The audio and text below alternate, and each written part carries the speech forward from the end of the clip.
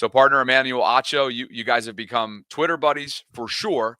But what you found as of this morning is that he has a latest case that goes against Lamar's candidacy. What did that look like and sound like? We have got to get him on this show. Look, if he wants to vote for Josh, vote for Josh. Fine. You got the MVP vote. Same with Dan Orlovsky. But these two guys have got to stop giving us lame, terrible reasons for it. Okay? You got to stop. And with Dan, he was reaching with the wide receiver separation. And now Acho is reaching. So let me just explain how the segment went down. It's a very typical segment of who has the better case for MVP. James Jones has been consistent with Lamar. He flashes up the stats and is showing that Lamar's got all the better stats minus the team record. And frankly, it's not even close when it comes to the total yards. The pass touchdown to interception ratio is what he flashed.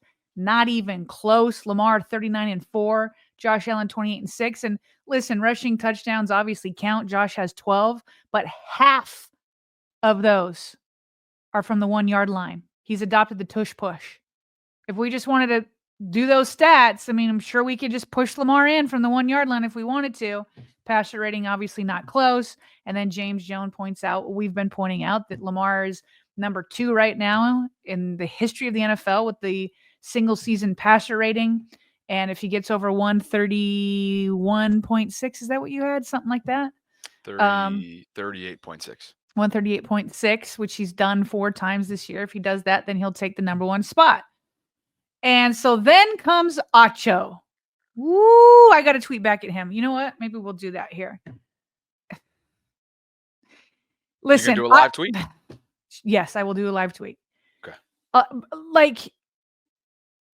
Listen, let me just say this before I play it. The MVP is obviously some sort of combination every year on individual stats, team record, MVP moments, the supporting cast, and a narrative, right? And so to me, where you start baseline is individual stats. Then you got to add in a record because you can't be a losing team. And if you're number 1 seed, that helps. Your seeding helps, but Lamar's going to likely finish 1 seed behind Josh. So I don't think being a 2 seed overcomes being a 3 seed, especially when you look at the Ravens' strength of schedule and how much way more difficult it was for them. So anyway, my point is it's like a combination, but you start with the stats. And you have to have a very compelling reason to say, okay, I'm not going with stats this year. Very compelling. And I thought Lamar had a compelling reason last year because, Bobby, it's not that he just has better stats than him, because it's that it's historic stats that we're talking about. We're talking transformative stats, not just that he'll finish with 5,000 yards, but that just over 4,000 will be passing and just under 1,000 will be rushing. And that this quarterback who's known for running is about to beat Aaron Rodgers, or has a chance to, at being the best all time. It's not that he just has better stats. It's transformative stats. And so now you got to put together a case to say why something else matters more than transformative stats within this single season. I'm not talking about career stats within the season. So this is what Acho comes up with. This is what overcomes his stats. Appreciate it. Lamar has a better case for people who consume stats first and film second.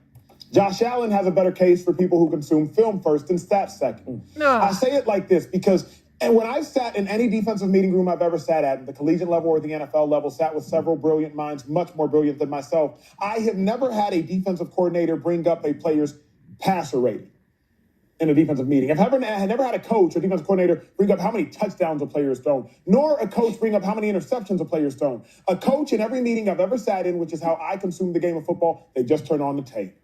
So when you just turn on the tape, Josh Allen has a better case, because when you turn on the tape, you see where Josh Allen is doing it and you see whom he's doing it with. But if you look at the numbers first, Lamar has a better case. Lamar got better numbers than Josh Allen, and Lamar beat Josh Allen head to head. But then when you go back and you turn on the tape, you see, wait, Josh Allen has a 7-yard receiving touchdown? How'd that happen? That must have been like an easy Philly type play. No. He threw an out route. to Amari Cooper. He saw Amari Cooper getting tackled by 3 individuals, and his natural intuition and instincts kicked in. And in the snow against the Niners defense, he runs over, catches the pitch, and scores. The film tells you more of a conclusive and holistic story than just the numbers do. Okay, that's the first part, and I'm going to rip that to shreds on the other side. Okay, but I cannot believe we're here where somebody's saying put on Lamar's tape and you're going to see he's not the best player on the field every single game. How are we here? Okay. We make things important because we can measure them. We don't measure them because they're important. So when I think about passing yards, I think passing yards is the most irrelevant statistic in the history of the world. It's the most irrelevant. Oftentimes, people with the most passing yards in a season, right? I'm talking micro, I'm not talking macro. People with the most passing yards in a season, the team sucks. They're always trailing, so they always have to pass. Joe Burrow, his team, if they were winning, he wouldn't be leading the league in passing yards because they'd be ahead. James, what's passer rating conclude with? I don't even know. It's some amalgamation of touchdowns, plus interceptions, plus yards, plus completions. He doesn't know, but he just named them all. What are we doing here? Y'all don't know. You don't know. It's like meatloaf. I don't know what's in it. You're completing them passes. Sure. But we made passer rating important, but nobody knew. The layman person cannot even tell you what passer rating is comprised of. But we just sit here and throw it out there. I'm not even saying it's wrong, because it's impressive to be on a list with Aaron Rodgers, obviously. But we just make things important because we can measure them. What film you watching? The film we watching is probably they beat the #1 seed Chiefs. Okay. And then they beat the #1 seed in the NFC. The Lions. So on the road. Because all I'm saying, the film when you turn on with Lamar Jackson, he looked like Superman in the wins and the losses. If you turn on the tape when they played head to head, they don't even look like they're in the same planet. And we know that Josh Allen's in the same planet as Lamar Jackson. I'm not saying that Josh is special, but when you turn that tape on, you're gonna see the best player on the field is 8. What about not 17? What about the Raiders? Okay. What tape you watching? Well, Sarah, should we? I know you want to get in here. Should we play James from a week ago though first? Sure. You sure? Talking about tape, you right? Sure? Talking about tape. You sure you can wait? I can wait. All right. Yeah. So well, just because I wanted to get it in because one of his claims here is that if like the tape doesn't necessarily match up against Josh's, correct? Is that's sort of much it? He's saying that Lamar has the stats, but Josh Allen has the tape. Well, James just a week ago, and you just heard it there at the end too, saying Superman. I mean, he expanded on what Superman looks like. I think that this was after the Texans game. I want to start off by saying, Mr. MVP voter, good luck. That's so true. No, for real though, because this is the closest that it's been really probably since Barry Sanders and Brett Favre have been co-MVPs. Wow. It is really, really hard to vote on an MVP because Josh Allen and Lamar Jackson. But Lamar Jackson, to me, is the MVP frontrunner. And forget the stats, because if you look at these stats, Lamar only threw the ball 15 times, 168 yards, had 1 rush. If you watch the game, here you go. Yeah. Lamar Jackson looked like he is on a totally different planet than pro NFL athletes, the best athletes in the world. He looks like he's on a totally different planet playing the game of football. He is the MVP frontrunner, in my humble opinion. He's making everybody around him better. And I know people want to say, well, he has this, he has that. Lamar Jackson on the football field, there's not a game he walks off the football field where we don't say 8 is the best player. There is not a game that we say that. Lamar Jackson is the best player every time he steps on the field. In my humble opinion, he's the best player in the world right now playing the game of football. He's the MVP frontrunner, in my humble opinion. Good luck, Acho, and all them MVP voters. That's crazy. But if you watch the game with your eyes, you're walking out of that game like this dude is something else. Just some other perspective, food for thought. Right. Well, James does a pretty good job. I mean, this is before he even brought it up. Like you said, you brought this back from a week ago, where he's like, he literally says, forget the stats. Because again, this is what's crazy is he has the better stats, but he just named the stat line from that game. And it was insane. And both Lamar and Josh have sat early because the games are out of reach. Right. And so you have all of that. I mean, there was somebody else in the Bills fans. I don't know if Acho took it from them, but there was like a Bills fan or reporter or somebody who was like, show me better tape than this. And again, that's not to say that Josh Allen doesn't have good tape. I think that James Jones said it well, that, they've both played like Superman at times. But how you can just straight up say, if you turn on the tape, yeah, he pointed out the one where Amari Cooper flips it back to him and he runs it in, and that was a sensational play. But I can match any highlight you want to pull up. Like, we'll match it. Like, what do you want me to bring out? You want me to bring out the Isaiah Likely touchdown throw from last week where he's toying with Will Anderson Jr., one of the best? Daniil. He's toying with them. Even better. Just like toying with them. And half of his receivers had gone out of bounds, stepped out of bounds, so they're no longer eligible. And Lamar extends the play, throws it to him, has the three-pointer walking away before he even sees it is completed. I mean, we could do this all day long. How about his 48-yard touchdown run? Is that not more impressive than the tush pushes from the 1-yard line? It's the ragdoll Cincinnati game for me. Yes. I mean, we could just, oh my gosh. Like, I mean, we have copyright issues, but like every highlight you want to show me with Josh, I will counter it with Lamar. Here's the other thing. Acho hasn't responded a couple weeks ago or last week. It's all a blur to me now. But when he's trying to make a case, they're always trying to make a case for Derrick Henry, and they put out his yards. But I sent Acho tape of how Pittsburgh Steelers were clearly more worried about Lamar Jackson than stopping Derrick Henry. How many lanes were open? The great TJ Watt worried about Lamar more than Derrick Henry and opening up lanes for him. There's the tape. Where's the response on that? There's the tape. And this, how about this? Oh, I've got more. There's 2 more points I want to make. Sorry, Bobby. I'm getting on my soapbox. You're good. Okay. How about the fact that he said here we're talking about the history of passer rating, and everybody understands how absolutely incredible it is, especially from a quarterback who has rushed for 852 yards. And you're going to try to downplay it by saying nobody knows what it is? What do you mean nobody knows what it is? You just named it. It's like, can everybody calculate it? I've never even needed to try. Like, I don't know the actual, like, how they put numbers to this one and that one and this one.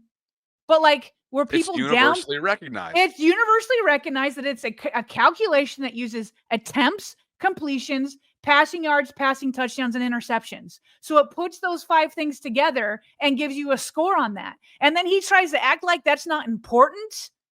He kept saying, like, we make things important because we can measure them, not because they're important. What are you talking about? They came up with this passer rating because it's important to know a complete game from a quarterback based off of his attempts, completions, passing yards, passing touchdowns, and interceptions. Well, are those things not important to a quarterback? Is that really the case we're coming up with now? We're trying to pretend because a layman fan can't calculate it mathematically. So what? We know what it calculates. But what are we doing here? And then the best one, Bobby, here we go. The best one. I'm saving this one for last because this is so easily refutable. He says, I've never been into a meeting where a defensive coordinator says, oh, he has 121 passer rating. They just flip on the tape. Okay, that's probably true. And again, we've discussed tape. But who's the common opponent these two teams have had? Who's the common opponent? Buffalo Houston Texans. Yeah. Houston Texans, correct? Houston Texans. It's Houston, it's Kansas City, it's who else has been on Buffalo's schedule? At least those two. 2 playoff teams are Houston and Kansas City. Okay. Well, how about this? So you have about two common guys, and I don't know if Andy Reid, who's an offensive coordinator, I don't know if Spags was asked the MVP question. But I know D'Amico Ryan, who's a defensive coach, had to play both quarterbacks. And he's flipped on the tape. And what's his conclusion? The football, I think Lamar is playing some of the best football he's played. Like, he's definitely jumps off the tape as the best player I've seen this year. You talk about an MVP. I'm sorry. He what? He jumps off of what? Well, what's notable about this is that this was prior to what Lamar did to his team. Okay? Just to be clear, this was prior to Christmas. What do you think he's saying after Christmas, Sarah? Exactly. Because he beat Josh Allen and he got demolished by Lamar Jackson. But did he say that Lamar jumps off the stat sheet to him? What? No. I'm sorry. What did you say? He jumps off of what? Jumps off the tape is. Oh, he jumps off the tape. He's also trying to say. Like he's definitely jumps off the tape as. Would you like to continue listening to him? The common opponent and defensive coordinator is the head coach. Lamar jumps off the tape as the best player, and he already beat Josh Allen. What are we doing here? Yes, we can listen to the rest of it. The best player I've seen this year. Talk about MVP. To. He's definitely the MVP in my mind, just for what he's doing, not only run game wise, but throwing the football, the accuracy, the decision making. Like he's playing unbelievable ball right now. So it's going to be a really tough challenge for us this week. He really tried to say that we're going to overlook the stats. And again, there are some cases where it's like, okay, yes, the stats are the baseline, but here's a legitimate reason why this is more important than just the stats. No, they are transformative, historic stats. And to pretend that defensive coordinators aren't worried about him, and then the common opponent says he jumps off the tape, not the stat sheet, it's over. It's over. KO. If you want to vote for Josh, you do it because you got an MVP vote and I don't. But let's be real. Let's not pretend that Lamar Jackson doesn't have the tape.